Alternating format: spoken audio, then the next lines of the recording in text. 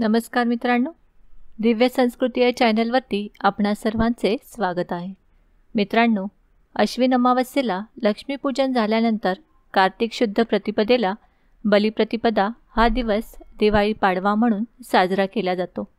कार्तिक शुद्ध प्रतिपदा हा दिवस बलिप्रतिपदा म्हणून पुराणातील बळीराजाच्या स्मरणार्थ साजरा होतो. 3.5 मुहूर्तांपैकी एक असा हा दिवस अतिशय शुभ मानला जातो. अक्षय तृतीया, गुढीपाडवा, विजयादशमी म्हणजेच दसरा हे पूर्ण मुहूर्त असून दिवाळी पाडवा हा अर्धा मुहूर्त आहे. या दिवशी सोने खरेदी करण्यास प्राधान्य दिले जाते. सुवासिनींकडून पतीला औक्षण केले जाते. व्यापाऱ्यांसाठी वर्षाचा प्रारंभ अशा अनेक बाजूंनी या दिवसाचे महत्त्व अधोरेखित केले जाते. हा दिवस शुभ मानल्यामुळे विवाहासारखे मंगल कार्य या दिवशी आवर्जून केले जातात. पाडव्याला पंचरंगी रांगोळीने बली आणि त्याची पत्नी विंध्यावली यांचे चित्र काढून त्यांची पूजा केली जाते. इडापिडा टळो आणि बळीचे राज्य येवो अशी प्रार्थना या दिवशी केली जाते. त्यानंतर बळीप्रित्यर्थ दीपोत्सवही केला जातो. या दिवशी वस्त्रांचे दान करतात. वस्त्रांचे दान केल्यामुळे दान करणाऱ्या व्यक्तीवर बलीची कृपा होऊन त्याच्या घरात भरभराट राहते असे म्हटले जाते. नवविवाहित दाम्पत्य हा दिवस पत्नीच्या माहेरी साजरा करतात.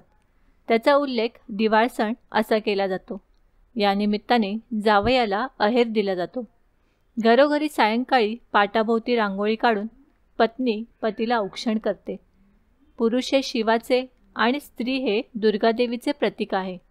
औक्षण केल्यामुळे पती पत्नी या दोघांनाही आध्यात्मिक स्तरावर लाभ होतो. पती आणि पत्नीमधील प्रेम, आदर, निष्ठा याची प्रचिती यातून बघायला मिळते.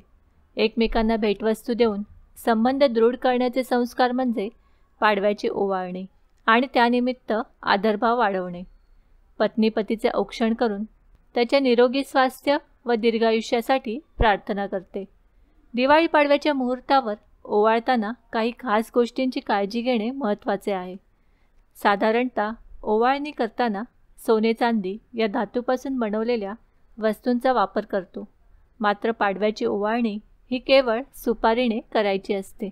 ओवाळणीनंतरचा आणि आधीचा 15 ते 20 मिनिटांचा काळ पती पत्नी दोघांनीही एकत्र राहणे गरजेचे आहे. ओवाळणीनंतर गोडाधोडाचे जेवण पतीला खाऊ घालावे. या दिवसापासून विक्रम संवत्सराचा प्रारंभ होत असल्याने व्यापाऱ्यांचे नवे वर्षही याच दिवशी सुरू होते. आर्थिक हिशोबाच्या दृष्टीने व्यापारी लोक दिवाळीतील पाडवा ही नववर्षाची सुरुवात मानतात. लक्ष्मी प्राप्तीसाठी नवीन वयांचे पूजन करून व्यापारी लोक वर्षाचा प्रारंभ करतात. व्यापारी लोकांच्या जमा खर्चाच्या नवीन वया या दिवशी सुरू होतात.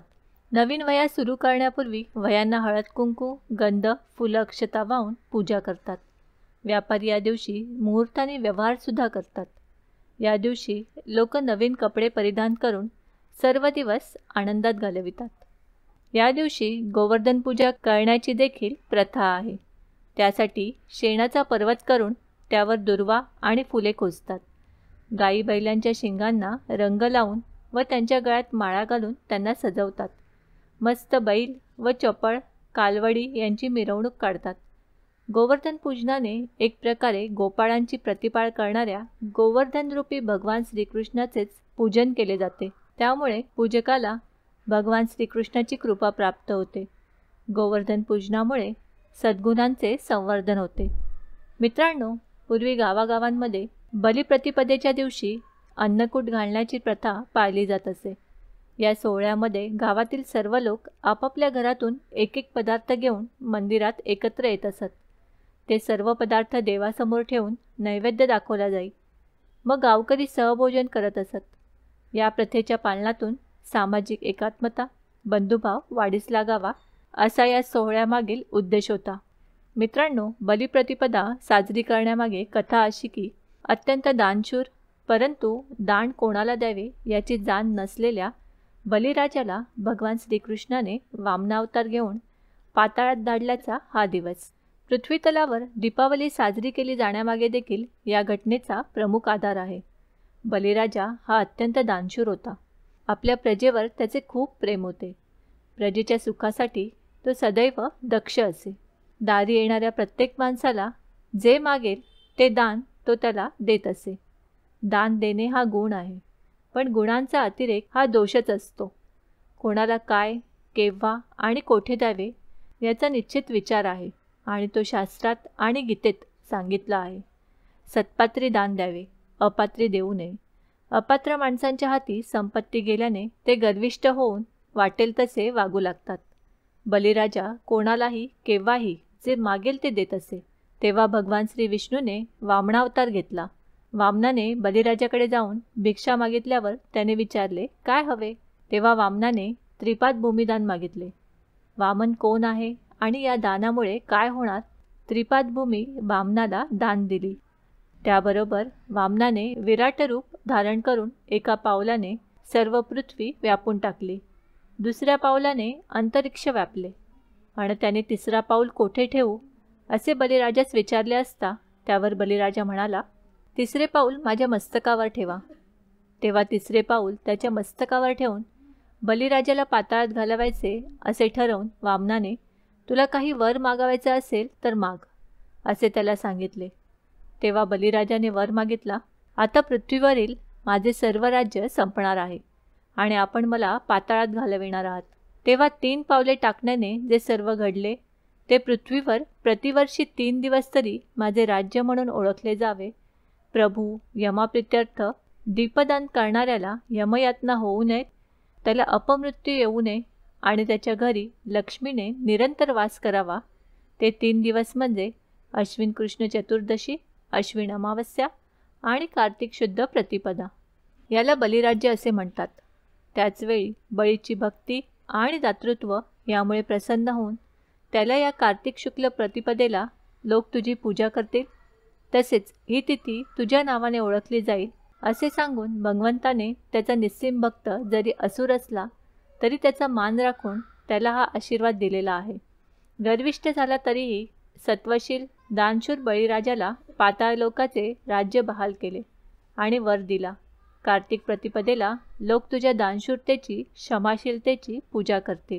यावरून भगवंताची तत्वनिष्ठा, भक्तवत्सलता आणि दातृत्व हे गुण प्रकर्षाने दिसून येतात. मित्रांनो, बलिप्रतिपदेला बलीची पूजा करतात. बलीने राक्षस कुळात जन्म घेऊनही त्याच्या पुण्याईने त्याच्यावर वामनदेवाची कृपा झाली. त्याने ईश्वरी कार्य समजून जनतेची सेवा केली. तो सात्विक वृत्तीचा आणि दानी राजा होता. प्रत्येक मानव हा प्रारंभी अज्ञानी असल्यामुळे त्याच्या हातून वाईट कृत्य घडत असतात, परंतु ज्ञान आणि ईश्वरी कृपा यामुळे तो देवत्वाला पोहोचू शकतो. हे या उदाहरणावरून दिसून येते. अशा निर्भयतेने सत्यकर्माचे पालन केल्यावर त्याला मृत्यूभय राहतच नाही. यमसुद्धा त्याचा मित्र आणि बंधू होतो. या दिवशी भगवंताने वामन अवतारात दाखवून दिले की भगवंत हा सर्वस्व अर्पण करणाऱ्याचा दाससुद्धा होण्याची सिद्धता ठेवतो. मित्रांनो, 3.5 मुहूर्ताचे वलय आहे. उत्तम दिनाचे महात्म्य आहे. सुखद ठरो हा छान पाडवा, त्यात असू दे अविठा गोडवा, शुभ पाडवा. मित्रांनो, आम्ही अपेक्षा करतो की आम्ही सांगितलेल्या माहितीचा तुम्हाला सर्वतोपरी लाभ होईल. माहिती आवडली असल्यास ही माहिती तुम्ही मित्रपरिवाराबरोबर शेअर करा आणि अजूनही जर तुम्ही दिव्य संस्कृती या चॅनलला सबस्क्राईब केलं नसेल तर आमचे नवनवीन व्हिडिओ पाहण्यासाठी चॅनलला आजच सबस्क्राईब करा. धन्यवाद.